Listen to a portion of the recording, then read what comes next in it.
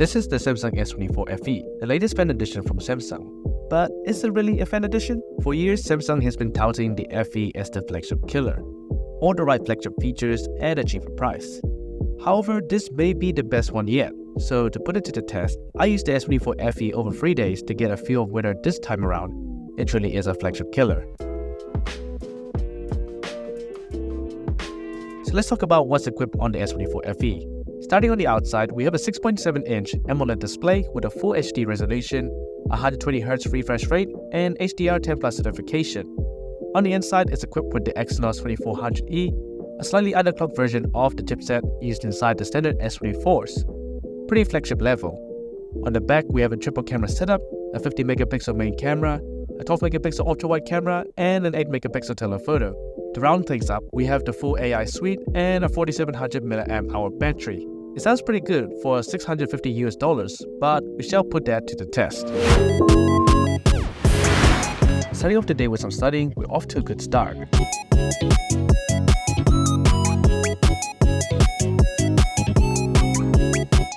Okay, so it is currently 10:56. Battery percentage is at 88%. And it's heading to a training now. Yo, what kind of gang signs are you showing up, man? Alright, so quick update. So it's currently 12:55. Our battery percentage is at 82%. After some training, I had my interview for an internship in town.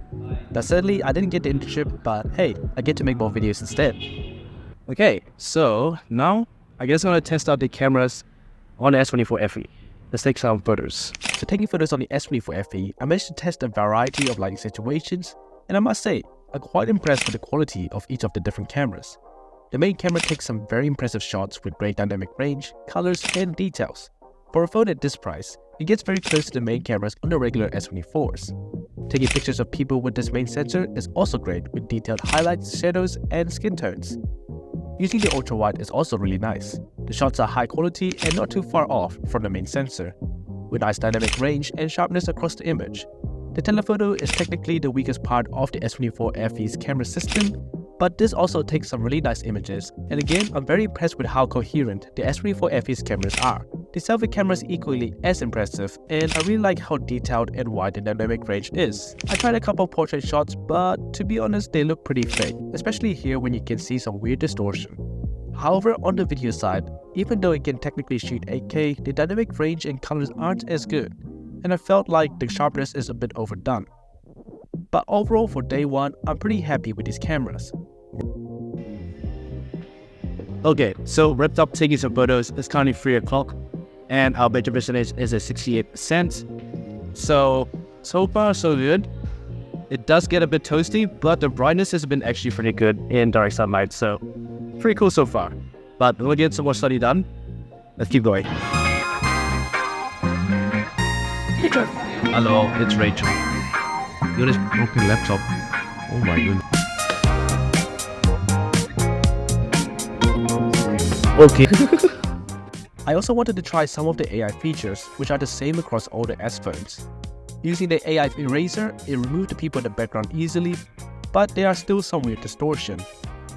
I also tried out the translate features, which was pretty effective, but overall, I don't think I'll be using the AI features that much, if I'm honest. That's a wrap on day one with the S24FE. We finished with 40% left at 7:31 with a total screen time of 2 hours and 36 minutes.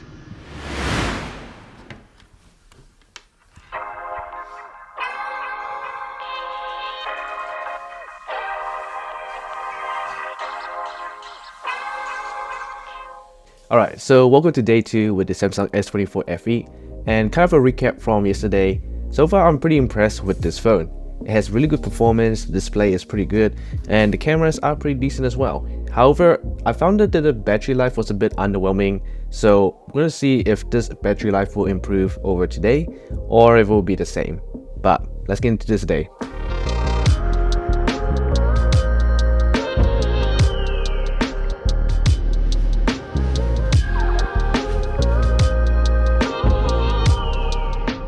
So for day 2, I have an assignment that requires quite a lot of work to do. So I turned on my hotspot on the S24FE to get my MacBook connected while I work. This will impact the battery life as my train ride is 20 minutes long, so we'll see how the S24FE does at the end of the day.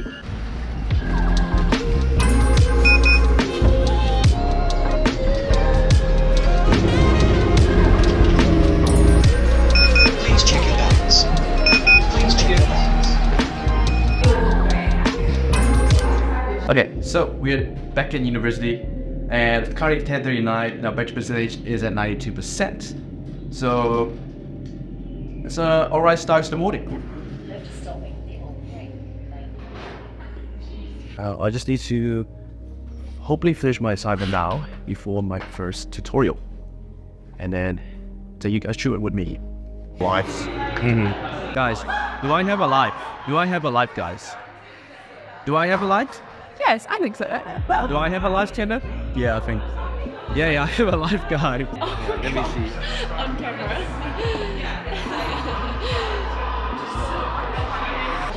Okay, I'll see you guys later. Bye again. Bye, Candice.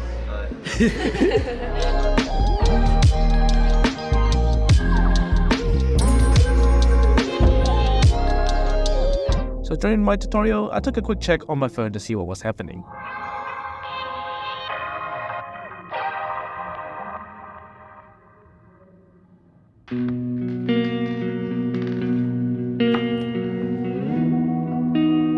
Okay, so it's 11:51, battery percentage is at 89%. I'm about to head to my next training. Hi. Hello. Hi. Hello. Okay, so it is currently 1:45, battery percentage is at 84%. And I'm gonna go down to do some bowling with a few of my friends. See you there. Weekend alone. Where you do half the week is in uni, half the week's at home. Yeah, I mean, I could do that.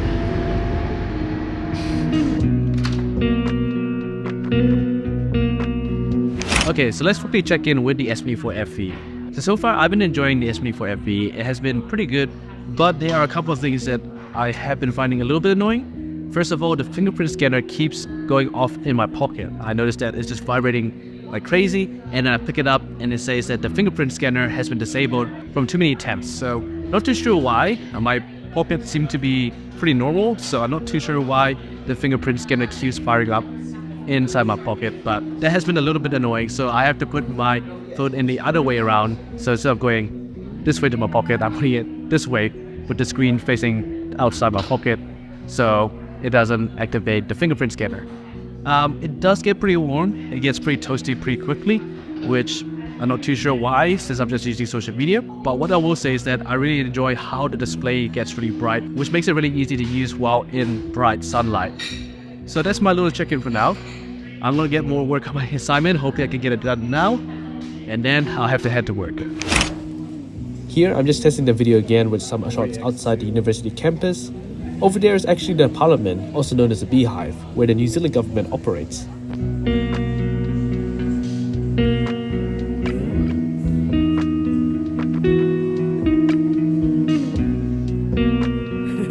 This is Micah, as you probably saw in the last video.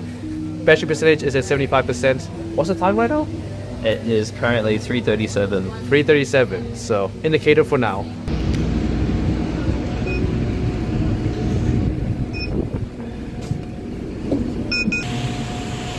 So I'm currently heading to work now.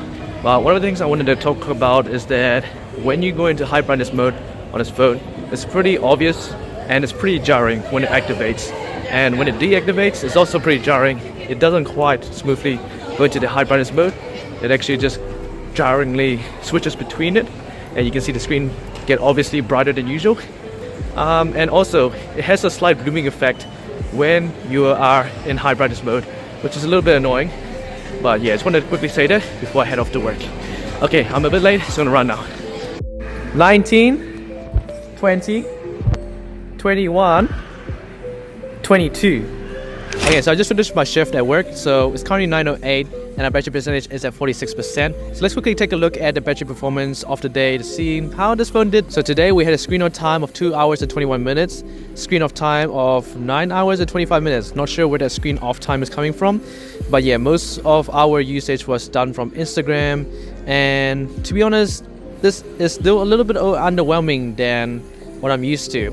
I'm a bit surprised that for a phone of this size, it's not quite getting that battery performance that I would expect. But regardless, we'll see tomorrow, last day with this phone, if this gets a better battery life or not.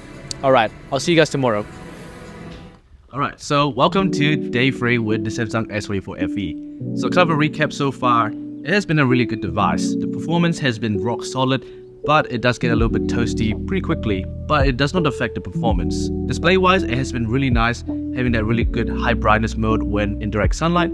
However, you can tell when it is shifting between the different brightness modes, and also the fingerprint scanner keeps going off in my pocket, which is pretty annoying. But other than that, I've been happy with the cameras and I've been enjoying this phone so far. Battery life has been a little bit underwhelming, but with this final day, we'll see if this battery life will actually be as I expect or a bit underwhelming like we have been seeing throughout the last 2 days. Currently it's 10:03, our battery percentage is at 100%. Now let's get into the last day with the S24FE's day in the life.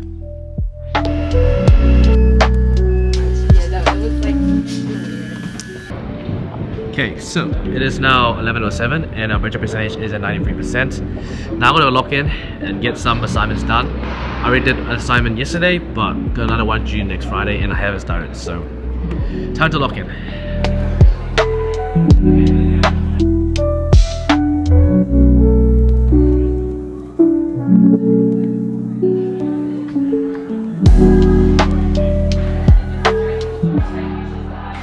Okay, so there's an event down there and we're going out, so I'm going to find somewhere a bit white or not.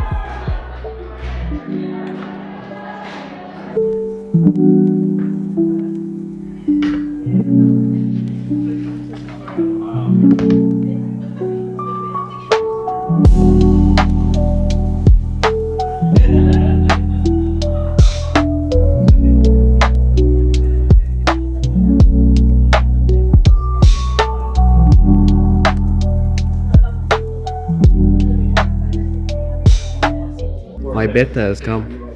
I got the message, so I called Josh during his staff meeting. And he, like, what did he do? It's like... Okay, so it's currently 2:56. Battery percentage is at 82%. Now, I quickly want to talk about some of my favorite features on this device. So far, the display and the performance have been one of the biggest standout features of the S24FE. This display is actually really nice and pretty much feels just like the S24 Plus, minus the slightly thicker bezels and the lack of LTPO technology. Now you can say hi. For me, I really like the refresh rate. It's very fast. I like the glossy look on the back that you can't see fingerprints, but it's very glossy. Yeah, it's a good phone, Toby. It's very good. Nice. Yeah. What's up, man? Welcome to YouTube again. I'm tired. You tired? YouTube. I'm tired, bro. Hi, this is Fel. You wanna say hi to my Indonesian audience? Halo semua yang Indo audience ya, but yeah, make sure you guys kasih like, subscribe, dan support Toby terus. Dadah.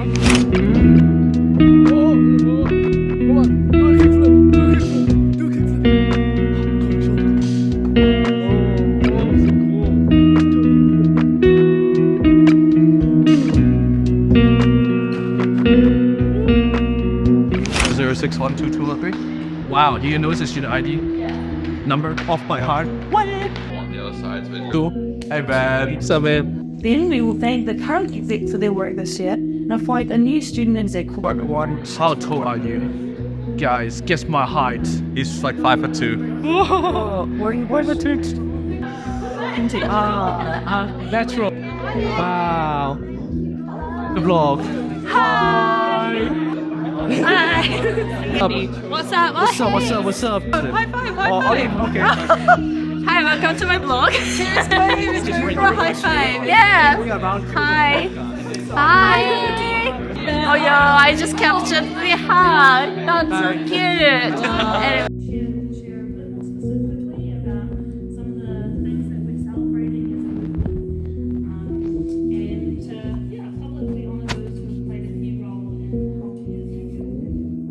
Alright, so we finished the last club event for the trimester. It's currently 8 p.m. Battery percentage is at 65%, and we're going home now. Taking some quick shots at night, the cameras on the S24FE aren't as great in darker environments. The main sensor is fine, but the ultra-wide is quite noisy and the telephoto just misfocuses completely. The videos are also pretty noisy at night as well. Okay, so we've reached the end of day 3 with the Samsung S24FE. It's time to take a look at the battery performance before I tell you guys my thoughts about this device over the last 3 days. So currently it's 9:30, our battery percentage is at 59%, and our screen on time was 2 hours and 14 minutes. So today I feel like the battery performance has really lived up to my expectations. This was a lot better than what I was experiencing over the last 2 days. The first day was a little bit underwhelming. Yesterday was pretty on average, considering that I was using my hotspot from this device to use my laptop. But I think today it really solidifies that the battery performance here is actually pretty decent. Okay, now let's talk about my thoughts about the Samsung S24FE after having used it for 3 days in a row. Starting off with the display, I felt like for its price range, this is actually a really good display. It packs in some really good value features for its pricing, and there isn't anything that is really missing. However, you can tell it's not quite a flagship level display. The bezels on the phone are also a bit more thicker than other phones, and you can really tell the bottom chin isn't even with the rest of the phone, which does make it look a little less premium. The resolution isn't quite as high, and especially with a bigger display, it does make that a bit more noticeable. So does this affect my rating for the display on this phone? Well, I am tempted to put it down to a B+, but at an A-, I think it's still pretty reasonable because it does still have some really nice features, except there are just some things that does separate it from a flagship display. Now moving on to the performance on the S24FE, I felt like this was pretty much flagship performance level. This has pretty much the exact same chip on the rest of the S24s, and even though it's slightly underclocked, it really doesn't feel like that. Using this for pretty much anything and everything, it just feels the same as a regular S24, and I'm really happy with this. Even with 8GB of RAM, you really don't feel that, and hardly any apps reload or relaunch. So taking a look at my day in the life rating, which was an A grade, I'm still sticking to that after 3 days. Now taking a look at the cameras on the S24FE, we are getting the same formula that we've had from the last FEs. And so far, I've been having a lot of fun with these cameras. They shoot some really nice photos in daylight, and the contrast ratio, sharpness, colors, dynamic range, especially within the highlights and the shadows, are actually really impressive for this phone. However, when it comes to videos and in low light, this phone isn't quite as impressive, and that is the reason why I gave it a B+ in my day in the life review. And honestly, I'm still going to stick to that rating because I don't think it's good enough to get an A, but it is still a good set of cameras. Now features wise, we do get quite a nice design, but it is quite boring at the same time. At least it looks a lot like the rest of the S24 series, so if you buy one of these, it's not like you're getting a downgrade, but it just isn't quite as premium without the frosted glass back. You do get IP68 water and dust resistance along with stereo speakers and AI features, but I will note that the stereo speakers on here isn't quite as loud as the rest of the S24 series, and that the vibration motor isn't quite as strong or precise. However, the AI features are all there. You get the full suite of Galaxy AI. However, I actually felt there wasn't really much use for it throughout my last 3 days. For those of you who really care about those AI features, and this is the cheapest model that does support it, so I am still sticking to that A rating for the feature set on the S24FE. But honestly, it might not be as useful as you actually think they are. Finally, with the battery performance, I'm actually going to raise this to a B+, because over the last 3 days, I felt like the battery performance has actually been optimized now, and I'm actually pretty happy with this result that I've gotten today. So overall, this phone is actually a pretty good package, and its price point is a little bit high, but I do think that this phone does justify its pricing. But as with all Samsung phones, you know that they will get a discount, so make sure to watch out for any discounts on the S24FE. And when the time comes, as soon as it reaches $600 or lower, this is a great deal. Alright, so that wraps up my 3 days with the S24FE. I hope you guys enjoyed my video, and if you guys like this, make sure to subscribe to my channel, and I'll see you guys in the next video.